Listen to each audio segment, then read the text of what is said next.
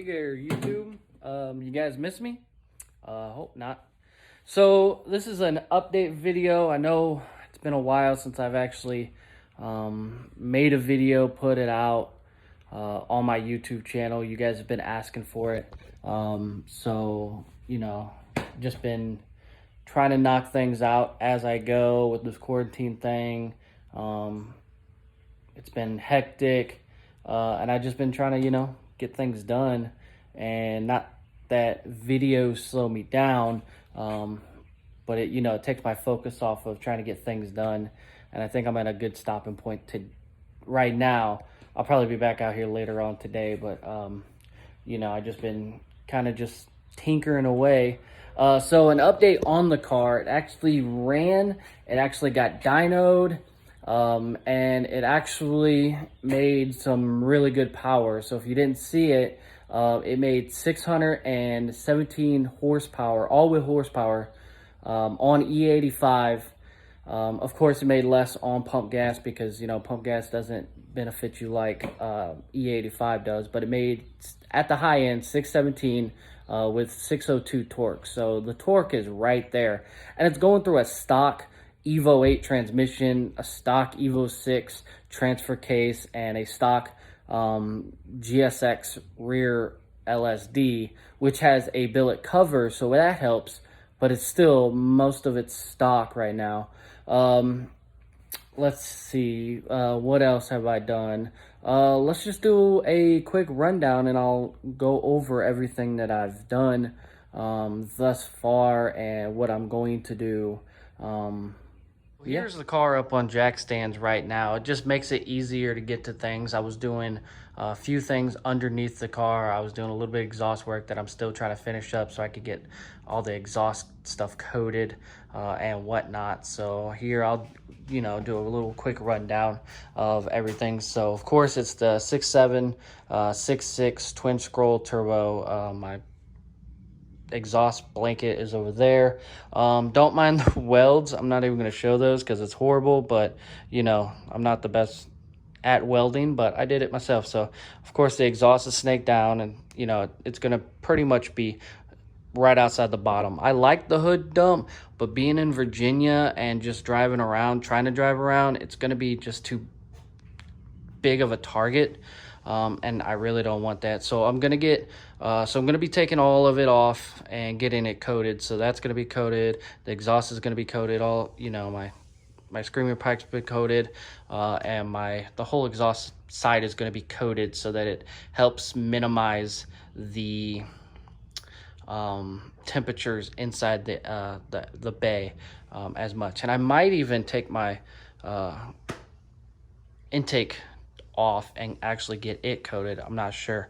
That'll just help with it. Of course I'm going to try to clean up all these and polish them out as well. So here it is. I'm going to replace this. So I ended up taking the relay, the Mishimoto fan relay out, and actually just hooking it straight to the ECU. So I'm going to be taking this off and getting a Mishimoto to match my blue one because it got messed up. So I just used the stock one to get it running. But I'm going to take that off, get another blue hose, and this would be good. I'm not even using that anymore.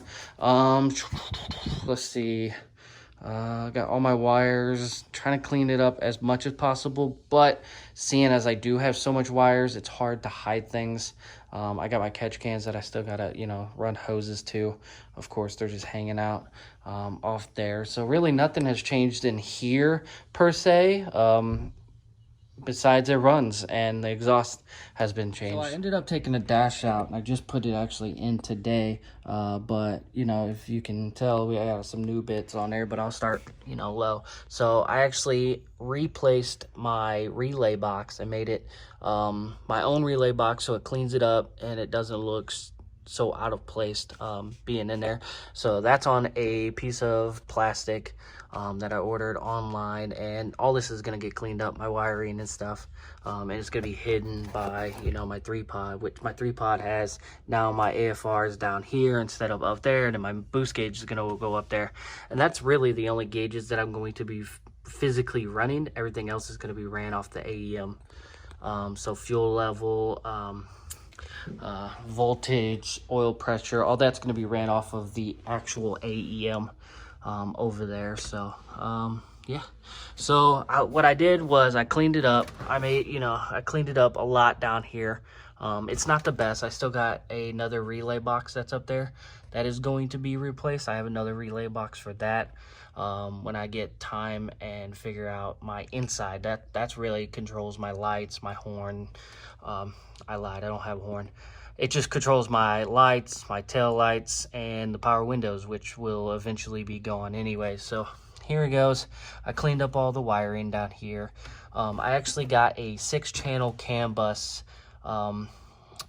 unit from AEM, so that I can input the oil pressure straight into the dash and the fuel level from my fuel level sender right to the dash, so that I can read that through there, and it'll give me oil warnings, it'll give me fuel warnings, and eventually I'll move on to a fuel pressure sensor instead of just a digital or a little gauge right off the fuel pressure regulator. I'll actually have a sensor there that I can see within the car. Really nothing there, just cleaned it up. I cleaned up a lot of the wires that were under the dash that I didn't need anymore. And I got a half cage right now. The other part is upstairs, and it's gonna go more or less above, and then it'll go forward, and it'll have door bars. And then once the door bars are good, I can kind of just strip down the actual bars. Yeah, really nothing else has changed from there. I got, of course, my sunroof delete. My other seat is over in the other garage. I was just taking it out because it's so much easier, and that one ain't even actually bolted in. Eventually I'm going to upgrade my harnesses. Not saying that these haven't worked well for me over the years and with no problems, but I want a little bit bigger and something that I can actually attach to the bar correctly.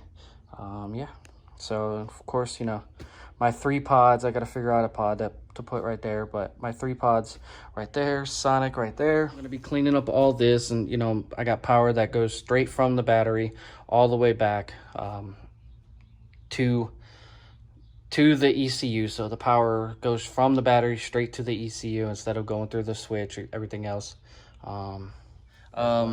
You know, with the AEM dash, it, you know, has these little buttons on the front. Oh, by the way, if you guys haven't seen it on Facebook or on my page, here it is mounted up with my custom carbon fiber, real carbon fiber inlay, and I did that for a reason. The stock one, or the one that I had on there, it was just mounted right onto the stock overlay, so you can kind of, you know, if you look at it this way or this way, you could actually see, you know, the old gauges, and it kind of just looked out of place and not right. So I opted to completely custom. And then the biggest thing was, you know, my blinkers. Like, you can input the analogs for your blinkers onto the AEM and have like these lights or just lights built in to show, but eventually, you know, down the road I might, but I physically wanted something, so it looked a little blank. So of course I got my high beams down here so that I'm not blinding people when I am driving, and I know, you know, just another.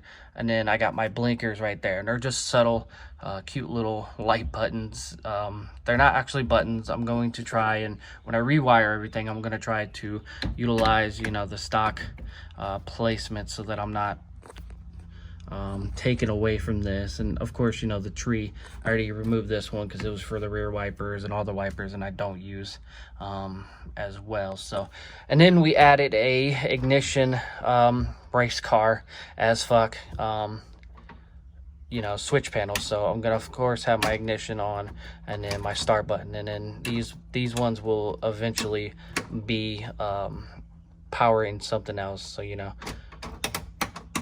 boom, simple, off, car's off. And of course, you know, that's not gonna work, so it's really just there for placement, and it's not gonna work. I got my boost gauge that's gonna be on there.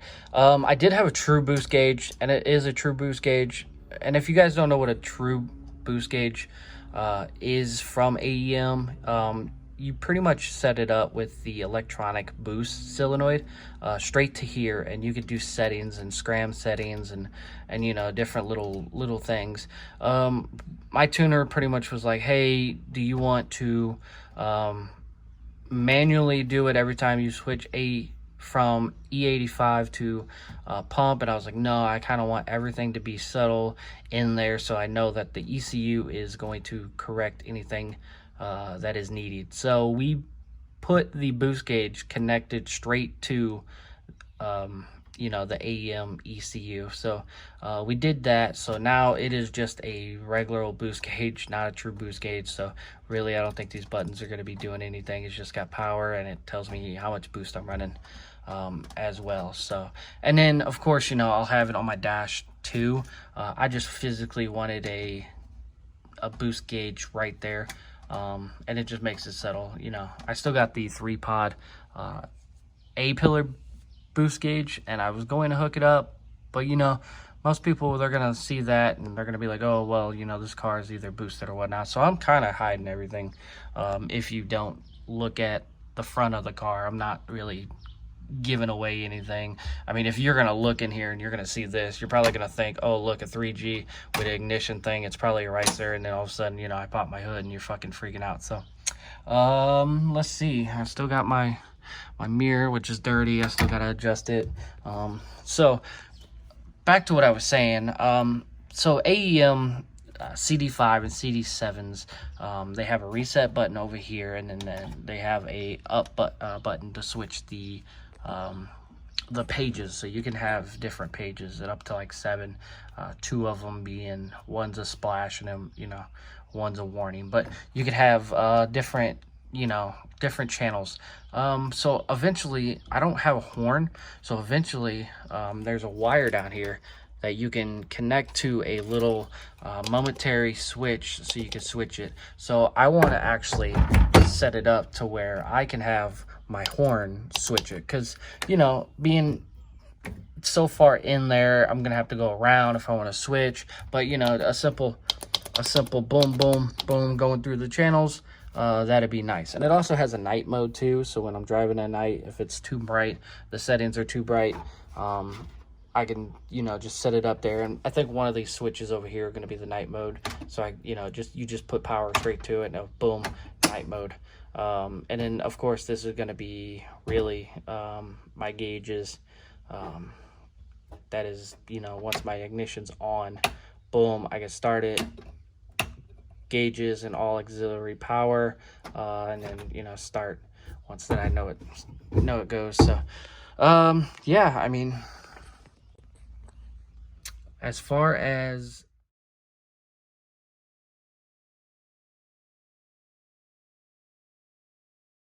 so don't mind the haircut. I gotta get a haircut. I'm definitely out of regs. As far as future plans and modifications, I want to remove the speaker out of the passenger side door and a tweaker. I just did it on the driver's side door, but I also want to remove the power locks actuator if I can, and if I can, or if it's not that heavy, it'll probably stay. But I do eventually want to move on to a manual door setup, so that I can remove those motors from the door. It just, you know, that little bit of weight will go a long way, I think, especially with everything that I've added, with the, you know, the roll cage, eventually the full roll cage, not just the, you know, back section, and, you know, just the sheer weight saving of everything else.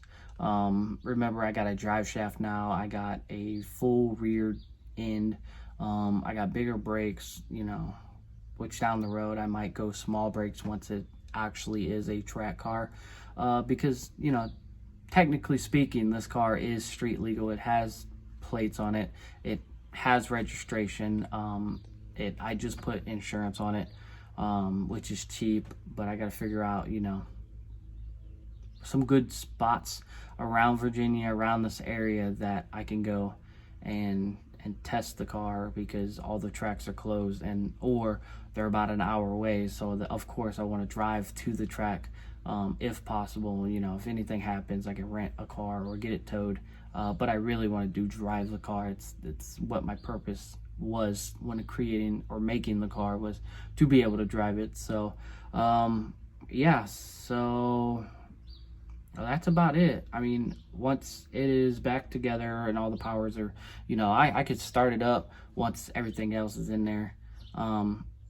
Once everything is back in there, back in the car, I got all my power hooked up. I'll go over all the channels on my dash, and you know, go through the AEM stuff with you guys. Which, if you guys are actually looking at upgrading the ECU, I would not recommend it for anything less than a built car like mine.